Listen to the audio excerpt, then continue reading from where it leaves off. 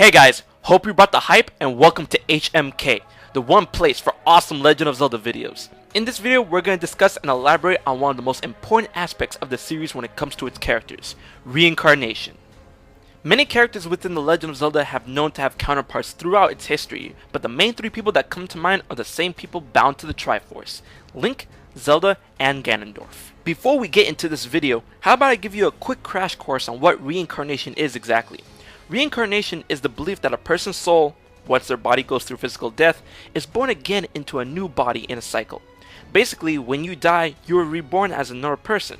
Reincarnation isn't the same as revival, as revival suggests that you are born with the same body and memories, while reincarnation you are born as another person.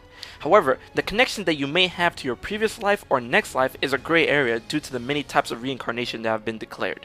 Reincarnation is central to many Indian religions that have been touched upon in some aspects in other religions, such as Christianity. Now, why am I telling you all this? Well, because Zelda has some major reincarnation going in a lot of places within the series. Though many cultures seem to have their own interpretation of reincarnation, the Legend of Zelda series takes it to a different extent with multiple types of reincarnation. Each new incarnation of Link, Zelda, and Ganondorf at this point have shared traits and similarities when it comes to physical appearance and personalities, with some slight exceptions and differences. With that in mind, we're going to single out each one of these main characters and break down their history and type of reincarnation within the games. I feel as we should start with the game's namesake, Zelda, as her story on reincarnation precedes the other two and, shall I say, leads to the others' reincarnation stories. Zelda, the blood of the goddess, a single reincarnation. I say single because Zelda was only reincarnated once and that's all it took for her purpose within the games. In the beginning of time, when the three golden goddesses created the world and the Triforce, they had the goddess Hylia watch over the land and the Triforce, and all was good. That is, until the source of all evil and king of demons, Demise, rended and rose from beneath the earth and began his conquest for the Triforce. After a ferocious war, the Triforce and the surviving humans were lifted onto Skyloft, away from the surface, and Demise was sealed away by the goddess. Though Demise was stopped, the seal was not powerful enough to contain him forever. Hylia then sought to use the Triforce to eradicate him. However, due to the rules set by the Golden Goddesses, a being of divinity cannot use the Triforce. Hylia then decided to enact two plans as a failsafe. One was to create Phi within the Goddess Sword, and to find and temper one who would bear the spirit of the hero and that would become her White Knight. Two was to cast away her divine being, pass on and be reborn as a mortal who may use the Triforce. That mortal is Zelda, the reincarnation of the goddess Hylia. I know that's a lot to take in, but let's continue. As the reincarnation of the goddess, Zelda has many special powers and mystical abilities which are highlighted in future games. However, as I said before, Zelda's case is only a single reincarnation, as all other Zeldas after her are directly connected to her by blood, not being a reincarnation but more of a successor of sorts. That is why Zelda's incarnation is known as the blood of the goddess, the one reborn from Hylia whose blood now courses through the veins of the royal family. Each and every Zelda is part of this bloodline, but is only one piece of the trilogy of reincarnations. Now that we elaborate on Zelda, we come to Link. Link, the spirit of the hero, selective reincarnation. Now I say selective because not every Link is a reincarnation of a previous Link. Similar to Zelda, some Links are descended from past Links. However, there have been certain situations and scenarios where Link's bloodline could not be furthered, and the hero was reincarnated to face new threats of evil. During the time of the Great War between Hylia and Demise, there were legends of a hero chosen by Hylia to fight alongside her and the five races. This story is the basis for the graduation ceremonies held in Skyloft. During the events of Skyward Sword, the earliest known Link tempered his spirit along with the Master Sword through rigorous trials in order to be worthy of using the Triforce under the command of Zelda and Hylia to destroy Demise. Man, what a mission.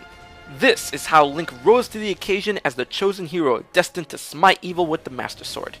Link then battled and eliminated Demise, fulfilling his role as hero. His spirit, now bound to the Master Sword, Zelda, and Hyrule, serves as the eternal champion that awakens whenever evil threatens the land. Now, the exact reason behind this is unknown other than the fact that a hero must rise, as Zelda and even Ganondorf have very specific and referenced reasons why they're reincarnated time and time again. It should be noted that in the Skyward Sword manga that depicts an even earlier version of Link shows that after his death at the hands of Demise, Hylia bounds her spirit to his and they are both reincarnated to be together throughout the ages.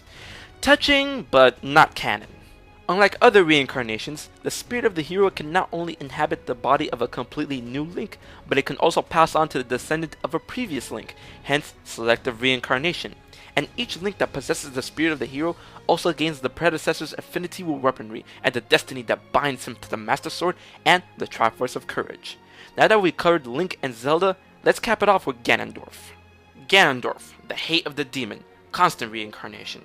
Now, of course, I say constant reincarnation because he is an incarnation of hatred that will forever be reborn in an attempt to conquer Hyrule. Cursed by Demise! It's pretty straightforward enough, isn't it? When Demise was defeated by Link at the climax of Skyward Sword, he brought forth a curse that was tied to Hyrule, the Triforce, Link, and Zelda.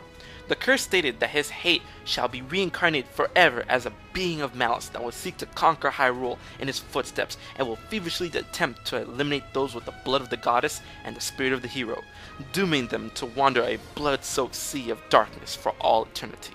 This hate then manifested itself as Ganondorf in Ocarina of Time, the king of the Gerudo. Before, I stated that Ganondorf's case of reincarnation was of the constant type, because throughout the Zelda games and the timelines, Ganondorf or Ganon has been killed one way or another, but unless his physical living being was sealed, then Ganondorf will be reincarnated to terrorize Hyrule, either as Ganondorf the human or as Ganon. Each incarnation of Ganon or Ganondorf has their own means of conquering and finding power, but each incarnation acts and reacts similar to their predecessor. How about we hit a quick rundown of the established reincarnation lists for each character. Zelda, reincarnated once from the goddess Hylia, that would then start a bloodline of royalty with each princess bearing the name Zelda and the blood of the goddess.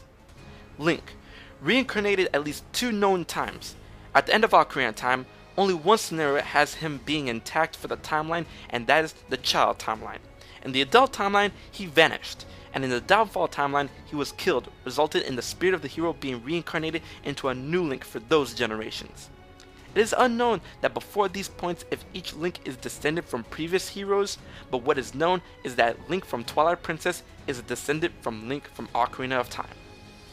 Ganondorf, reincarnated a total of 3 times within the series so far. Ganondorf is known for his abnormally long lifespan, and there are instances where he indeed falls. The first reincarnation is when Demise is killed and then reborn as Ganondorf in Ocarina of Time. Ganondorf then lives on in all 3 timelines at this point. In the Downfall timeline, he is killed in A Link to the Past, and then reincarnated as Ganon in The Legend of Zelda 1.